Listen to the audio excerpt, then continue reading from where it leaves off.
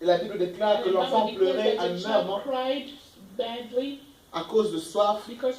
Agar se disait qu'elle ne voulait pas voir son enfant mourir. Elle va abandonner l'enfant quelque part. Elle va se mettre ailleurs. Raison d'attendre que Dieu s'en charge de l'enfant. Si l'enfant va mourir, qu'il meure.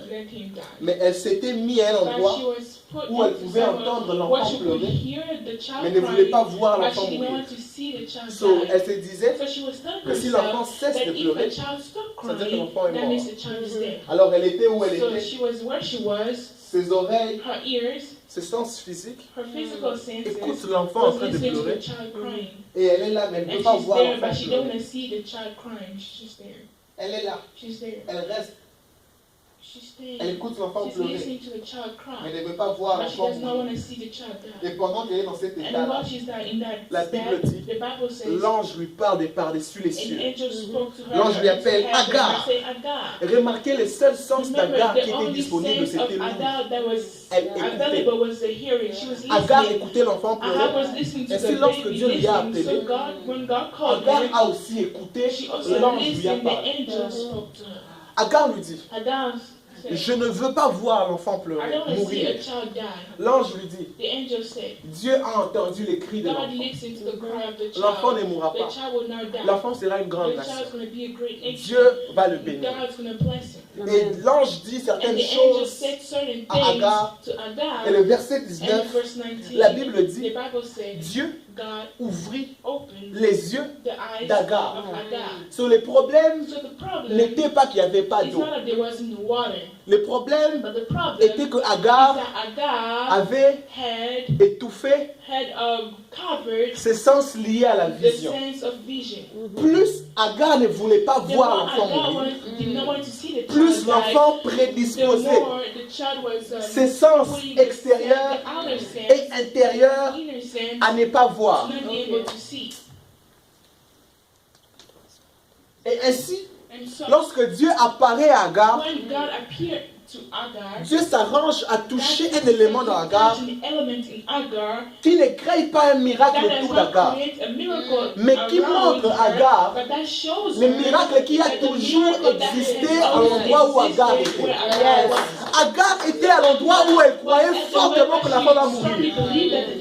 Dieu dit, ton problème n'est pas le manque de provision. Ton problème, c'est que tu ne sais pas voir la provision qui est autour de toi. Amen. Tu crois que tu vas mourir parce que tu as un problème de sensibilité. Tu crois que l'enfant va mourir parce que tu as un problème de vision. Agar se disait pour elle que si c'est que j'ai entre ma cruche finie, c'est-à-dire que ma vie est finie. Agar se disait en elle-même, si c'est que je maîtrise est fini, c'est-à-dire que ma vie est finie. Je veux te dire que ton Dieu est bien au-delà de plus que tu peux maîtriser. Si tu peux tout maîtriser, de toute force que c'est Dieu.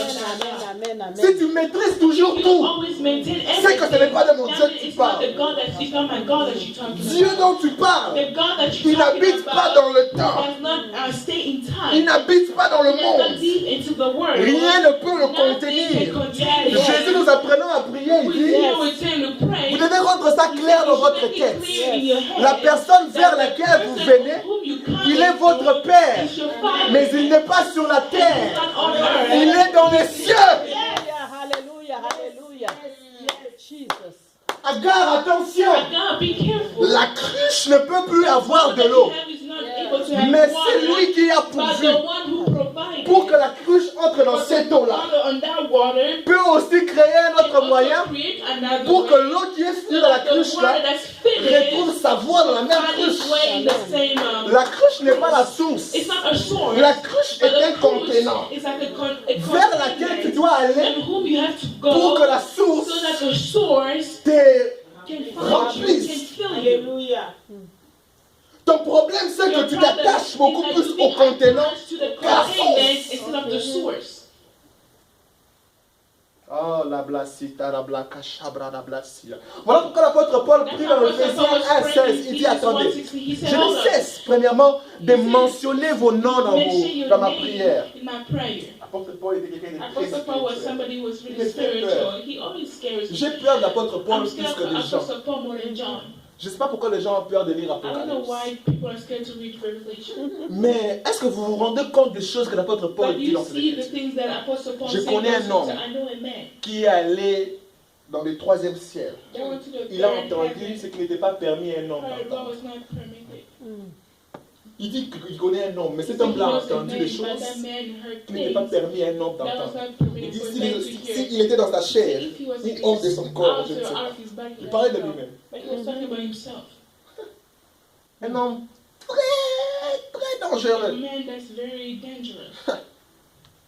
Il dit, je ne cesse de mentionner vos noms dans les prières. C'est important d'avoir quelqu'un qui mentionne ton nom dans sa prière. Parce que lorsqu'on veut te maudire, on mentionne ton nom dans le monde. On appelle ton nom. Lorsqu'on appelle ton nom en esprit, on appelle ta personne. On appelle ta destinée. On appelle ta vie. En esprit, c'est un principe. C'est important d'avoir quelqu'un qui, lorsqu'il prie pour toi, qu'il mentionne ton nom. Il t'appelle par ton nom. Il dit, je ne cesse de mentionner vos noms dans mes prières. Et il continue en disant, afin que Dieu illumine les yeux de vos cœurs. Il ne dit pas qu'il illumine vos yeux physiques. Il est en train de nous montrer que le cœur a des yeux. Qu'il illumine les yeux de vos cœurs, afin que vous sachiez quelle est l'espérance qui s'attache, quelle est la richesse qui appartient à ceux qui l'ont choisi. Agar, tu as un problème. Tu sais entendre, mais tu ne sais pas voir. Tes sens ont un problème.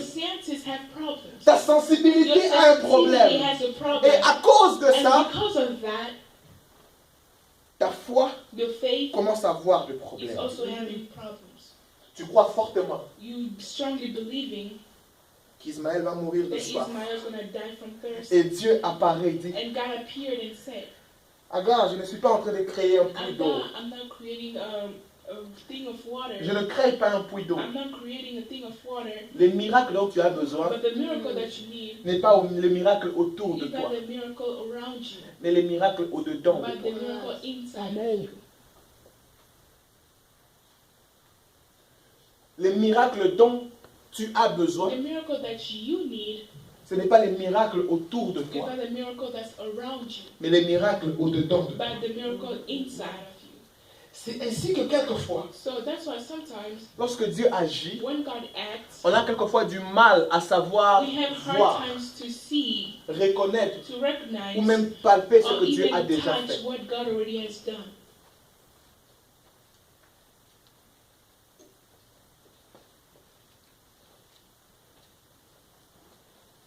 On a du mal à voir.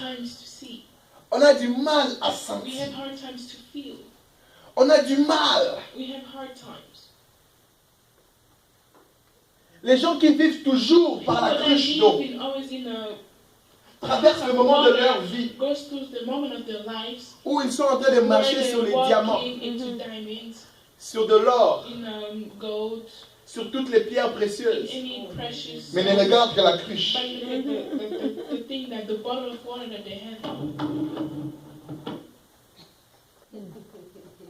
Si la cruche est vide, pour elles, leur vie s'arrête là. Agar, la vie ne se limite pas autour de cette cruche. Ce n'est pas tout ce qu'il y a sur la vie. C'est ça la sensibilité. Les hommes qui ont la sensibilité spirituelle active ne se limitent pas que sur ce qu'ils voient. C'est ainsi qu'ils peuvent être là où les choses paraissent ne pas marcher comme ils veulent. Ils sont toujours joyeux. D'où est-ce que te vient ta joie? Ma joie ne vient pas de ce que je vois. La foi est la ferme assurance des choses qu'on espère, la démonstration de celles qu'on ne voit pas. On ne la voit pas encore, mais on sait qu'elle existe. C'est cette foi qui appelle en existence des choses qui n'existent pas comme si elles existaient. Yes. Mais lorsqu'on se limite que sur la cruche, on peut donner quoi que ce soit. On peut dire quoi que ce soit. On peut faire quoi que ce soit. On peut mettre dans une chambre où il y a tout. Mais que la cruche est vide. Il y a de l'eau qui coule là-bas. On nous pointe le sang. De l'eau qui coule là-bas. Agar, c'est un peu.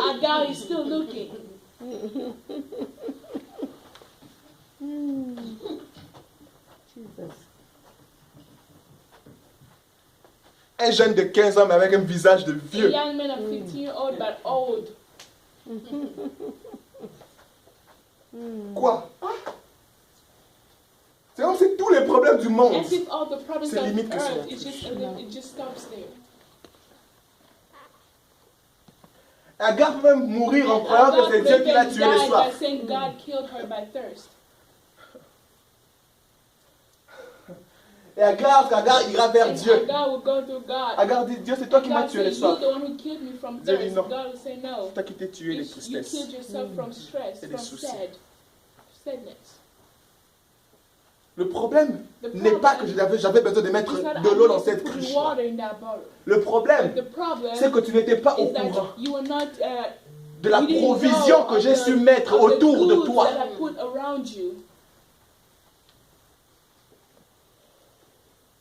L'apôtre Paul parle dans Éphésiens, je pense, chapitre 5. Je crois. Il dit, ne vous enivrez point du vin,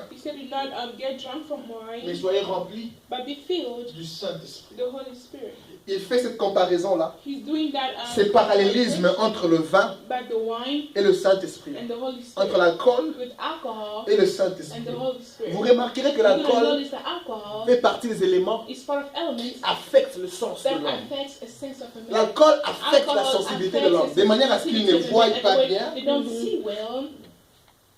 Ils perdent l'équilibre, vous avez remarqué ça? Je ne sais pas pourquoi les gens qui sont ivres se sentent toujours forts. Ils ont toujours besoin de se battre, je ne sais pas pourquoi. Et les hommes qui sont ivres n'entendent pas de la même manière que tout le monde. C'est comme si la musique a un autre goût qu'on est ivre. Quand on est ivre, on entend la musique. Like it hits differently when you are drunk. Et les hommes qui sont ivres s'énervent facilement. Quand tu dis quelque chose, tu as dit quoi? Tu as dit quoi? C'est comme si ils entendent différemment. Pourquoi? Parce que l'alcool a la capacité à influencer le sens, la sensibilité de l'homme. Ça influence même sa démarche. Et l'apôtre Paul est en train de dire, il dit, si vous voulez voir vos sens être influencés, il dit, ne vous enivrez pas du vin. Ne laissez pas l'alcool influencer vos sens. Mais laissez la personne du Saint-Esprit influencer vos sens. Parce que de la même manière qu'une personne enivrée de l'alcool voit différemment, une personne enivrée du Saint-Esprit voit différemment. Une personne enivrée du Saint-Esprit entend différemment. Sois enivré du Saint-Esprit, tu parleras différemment. Shakabala, Subra Akata, Lobra Ata. La personne qui est ivre dit, toi tu me regardes comme ça pour moi. Là tu me connais toi. Je vais payer tout ça. Il me regarde encore. Pauvre mendiant. Et la personne qui est ivre du Saint-Esprit, lorsqu'il traverse la vallée de l'ombre de la mort, il ne craint aucun mal, car il sait que l'Éternel est avec lui. Il prophétise, sa roulette et son bâton me gardent. La personne qui est remplie du Saint-Esprit entend différemment. traverse les réalités de la vie différemment. C'est-à-dire que ça, ce n'est pas mon arrêt final. Je suis en train de tourner encore. Je suis encore en train de tourner. Et aussi longtemps que je tourne, c'est-à-dire que le maître n'a pas encore fini de travailler avec moi. Si vous serez d'accord avec moi, vous remarquerez que chaque sens est lié à un organe. Lorsqu'on parle de l'ouïe, on voit l'organe de l'oreille. Lorsqu'on parle du goûter, on voit la langue, le toucher, on sent la peau et tout. Et si tout sens est lié ou connecté à un organe, si toute sensibilité, humainement parlant, est connectée à un organe, la sensibilité spirituelle est connectée à la personne du Saint-Esprit. Attache-toi à la personne du Saint-Esprit et vois tes sensibilités commencer à devenir actives. Quelqu'un me suit toujours? Yes. La personne qui fait ce travail au-dedans de toi, c'est la personne du Saint-Esprit.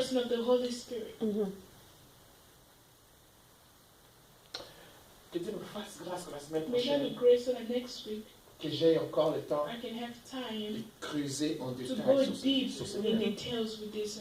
De montrer comment la sensibilité grandit, comment la sensibilité c'est détruit. Et qu'est-ce qui arrive quand on détruit la sensibilité. Et Dieu merci. Dieu savait exactement quel travail faire dans Agar. Je suis près de plus de médecins. Je connais beaucoup de médecins. Comme amis. Ça son dentiste, c'est un médecin général. On a été ensemble à l'université. Et ils sont devenus aujourd'hui médecins. Et lorsqu'on discute, l'autre est maintenant pharmaceutique. Il m'a dit, la plupart des prescriptions qu'on donne aux malades sont ce qu'on appelle des placebos. Des placebos. Yeah. Ce n'est vraiment pas un comprimé médical. Mais c'est un comprimé un peu psychologique. Psychologique. C'est un comprimé psychologique. C'est à cause de ça que Papa, quand les pharmacies ici font partie des entreprises les plus riches au monde. C'est toute une industrie, c'est un business. So, ils fabriquent ces placebos-là, ça peut être une vitamine, un bonbon. Tu dis souvent, j'ai mal à l'épaule droite. On te prend, on te fait faire les scanners. On te dit que tu n'as rien. Mais non, j'ai mal à l'épaule droite. On va te donner un comprimé qui sera anti-douleur et qui va te travailler l'épaule droite. Prends ça 2 le matin, 2 à midi et 2 le soir. Si tu sens la douleur, prends 3. Et la personne prend ce comprimé, se disant que ça c'est là le meilleur comprimé qu'on vient juste de sortir. Ça a la capacité à guérir ma douleur. Et quand la personne commence à prendre ça, le médecin dit comment tu vas? Il dit, je pense me sentir assez bien. Il dit oui, c'est comme ça que ça marche. Augmente les repos, mange bien. Évite de te soucier de temps en temps. Et prends le comprimé, augmente la dose. Prends 3. Et puis quand il prend 3, fais un peu du sport, marche un peu. Et puis tu marches un peu, tu fais un peu du sport. Ce comprimé, ça me va bien. Hein? En tout cas, ce médecin ici est très bon. Ça me va très bien. Je n'arrivais pas à bouger l'épaule ici. La psychologie fait partie des cours que les médecins doivent apprendre. Rien qu'avec la psychologie, ils peuvent maintenir la durée de la vie de quelqu'un. Lorsque quelqu'un tombe et qu'on appelle l'assurance ou bien les urgences, pendant que la personne est en train de vouloir s'étouffer, les médecins leur disent « Tiens bon, ça ira, on vient t'aider. Tiens bon. Vas-y, tiens bon, respire. Qu'est-ce que tu dis? Tiens bon, ça va aller. Tiens bon, tiens ma main, oui, ça va aller. On vient t'aider. On vient t'aider. On te sortira d'ici. On te sortira d'ici. Ces petits moments-là, ça crée l'instinct de survie dans la personne qui est dans le moment où tout semble être dans le chaos. Le fait qu'il lui reste un sens disponible, ça lui donne un sens de la vie. Ça lui donne l'espérance pour la vie. Il me disait, et les pharmaceutiques fait partie de cette grande industrie qui se fait beaucoup d'argent. Parce qu'il n'y a pas un pays au monde comme ici où il y a des pilules pour tout. Il y a des pilules pour mal à l'orteil droit, mal à l'orteil gauche, mal au pouce, mal au nez, mal à l'oreille, mal à l'œil gauche. Quand tu as mal à l'œil droit, tu mets ça. Même aux cheveux. Quand tu perds d'appétit, mange ça. Prends ça. Quand tu n'as pas sommeil, prends ça. Tu n'as pas sommeil vraiment. Je vais t'imposer le mec. Tu n'as pas sommeil. Dans cette famille, sinon on sait dormir. Quelqu'un a un problème d'insomnie ici? Non. Elle a dit non. Dans cette famille, on a la grâce. Tu n'as pas sommeil, viens. Cesse de voir ces pilules-là. Viens voir tes pères faire ce que nous on fait. La pharmaceutique fait partie de l'industrie qui a beaucoup d'argent et qui offre les gens des placebos, mais qui leur dit que ces produits-là a la capacité de leur guérir. Et ces personnes croient en ça et commencent à se voir être en bonne santé, commencent à se voir travailler mieux, se sentir mieux, et finalement ils arrivent à se sentir mieux. Et les Agars sont les personnes qui se donnent des pilules pour se dire que parce que la cruche est vide, c'est fini, ma vie est vide. Ma vie ne sert plus à rien. Parce que tout est terminé dans la cruche, c'est aussi la fin de ma vie. Et les Agars sont conditionnés à croire comme ça. Peu importe qu'est-ce qui sera placé autour, Agar sera sûr et certain que si la cruche est vide, ma vie est vide. Et Dieu est en train de nous conduire dans ces messages pour faire un travail dans cette famille. Faire un travail de sensibilité. Un travail de réveiller les sens spirituels de quelqu'un. Un travail de réveiller la communion entre le Saint-Esprit et quelqu'un.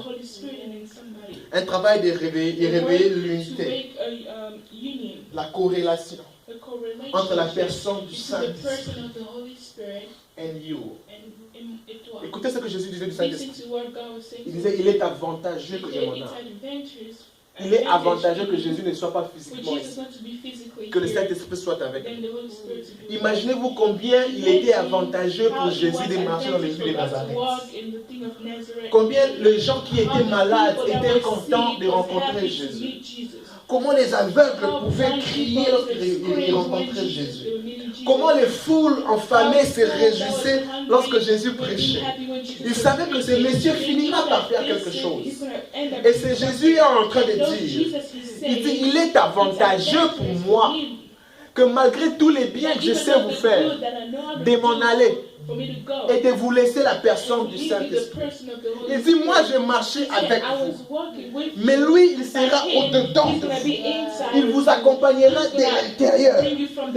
Voilà pourquoi si tu es seulement limité à ce qui est extérieur, tu es en train de négliger la personne qui est à l'intérieur. C'est comme ça qu'on attriste le Saint-Esprit.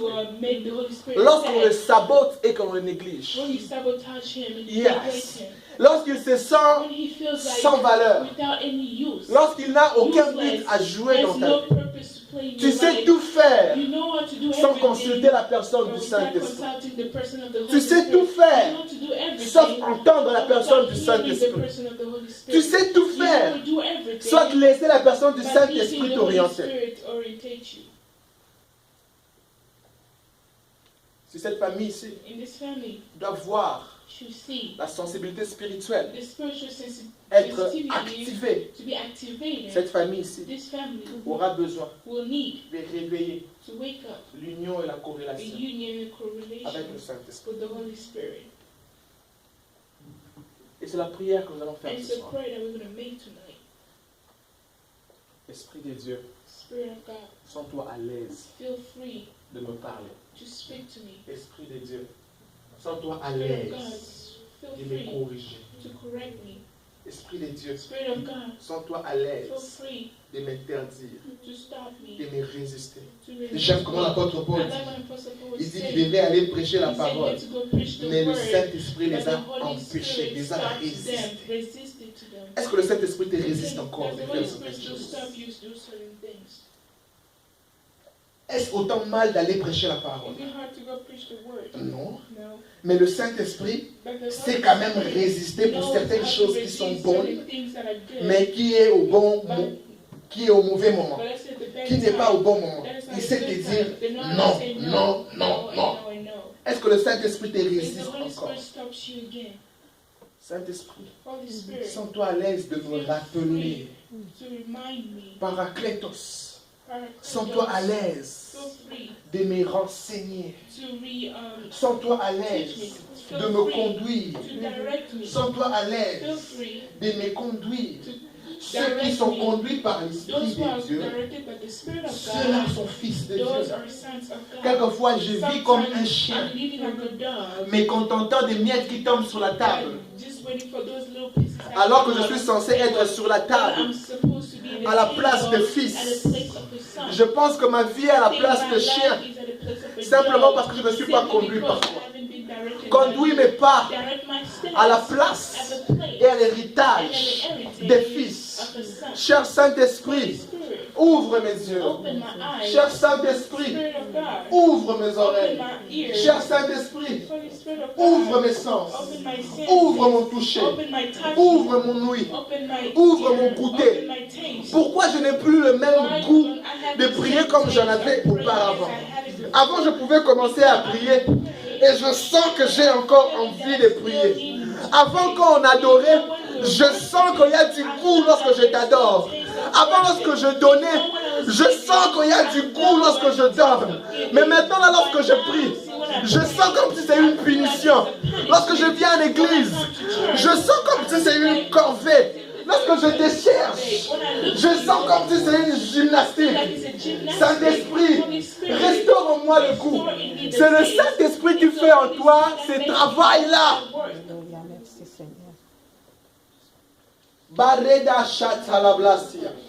Famille, il est temps de laisser la place au Saint-Esprit de faire le travail pour lequel il a été laissé au-dedans de nous. C'est notre avantage d'avoir le Saint-Esprit. C'est notre avantage d'avoir le Saint-Esprit. Il est avantageux pour nous maintenant que Jésus soit là où il est et nous laissons le Saint-Esprit ici. C'est un signe que ceux qui ne marchent pas toujours par la vie sauront marcher parce qu'ils sont conduits par l'Esprit. C'est l'Esprit qui sait garder l'équilibre dans ta vie. C'est l'Esprit qui sait te faire lire la chronologie du temps. C'est l'Esprit qui sait amortir les douleurs. Falaba shobra asid falabai. Quelle est la dernière fois que tu as parlé au Saint-Esprit? Quelle est la dernière fois que tu t'es adressé au Saint-Esprit? Et ces disciples à qui, après avoir été rencontrés par Pierre et Paul, ils disent, nous ne savons même pas qu'il existe un Saint-Esprit. Nous avons reçu le baptême de Jean. Nous ne savons même pas qu'il existe un Saint-Esprit. Et nous avons de nos jours des enfants de Dieu, des personnes qui sont censées être conduites par l'Esprit, qui ne savent même pas qu'il existe un Saint-Esprit. Qui ne savent même pas qu'il y a possibilité de parler au Saint-Esprit.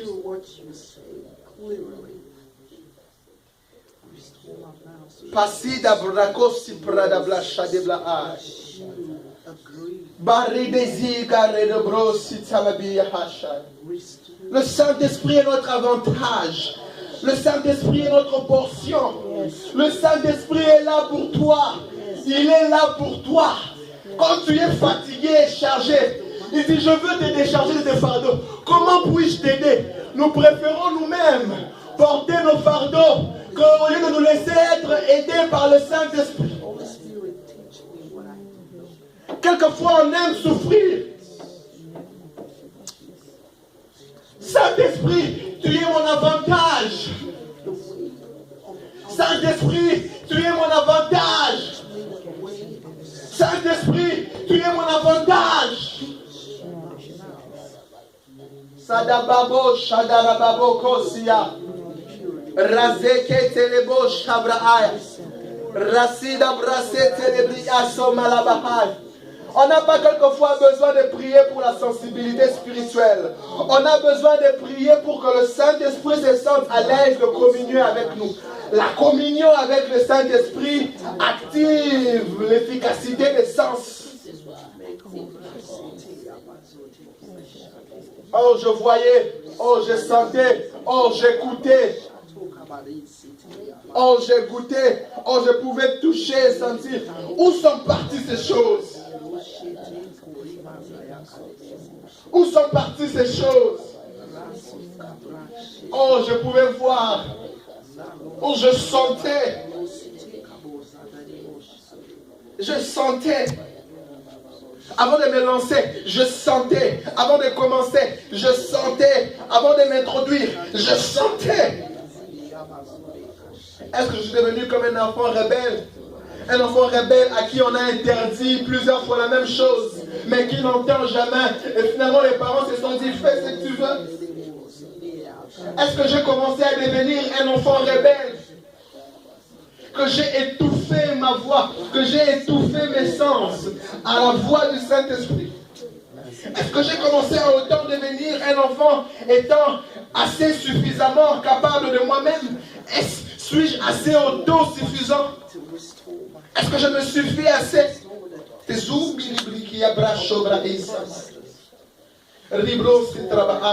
Sens-toi encore à l'aise. Sens-toi encore à l'aise de me parler. Sens-toi encore à l'aise de m'ouvrir les yeux. Sens-toi encore à l'aise de m'orienter. Sens-toi encore à l'aise de me corriger. Sens-toi encore à l'aise. La Zouda Bra'asé Salamaaya.